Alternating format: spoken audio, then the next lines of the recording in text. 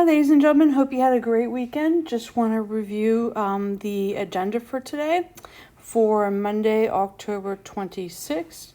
We're going to be looking today to be able to know our corresponding angles postulate, our alternate interior angle theorem, and our alternate exterior angle theorem.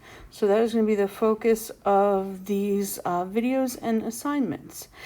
You will need the green foldable.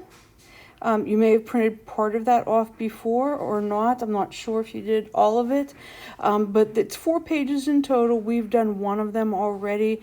We will need the remaining 3 today. So that is in the module there. And then there are 3 videos here that go through and explain the lessons that go along with that green foldable note sheet. Okay, one of our biggest things that we need to know today is that once again we are practicing and getting ready for proofs, and so we really need to know these postulates, these theorems, the definitions. We need to be able to recognize them visually. So when I go through the notes, I give you some hints as to where we want to make some note cards. So let's please pay attention to that. We have one assignment that is a Canvas quiz. So this one right here is a Canvas quiz. It helps us to go through and review some of that vocabulary.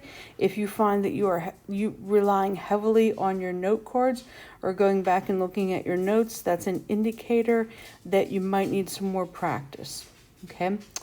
The other thing that will not be graded and is really an assignment for you to do on your own is that as part of our notes, and specifically in part of the green foldable part 1 video here, you go through and you learn a lot of statements and reasons. And so we really need to commit these to memory.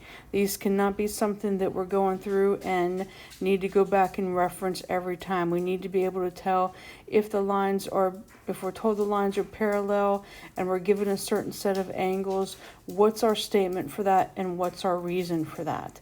If we know those specific one-liner statement and reasons, it's going to make the proofs that we start on Thursday that much easier. If you're still not familiar with them or don't have them committed to memory, you might start to feel a little lost or confused on Thursday. So if you could spend some time with committing those to memory, maybe making note cards out of what I've provided you on the chapter 3 green foldable, that would be helpful. But we need to make sure that we do have that committed to memory before we go into proofs on Thursday. All right, have a good week, and I will talk to you all on Thursday.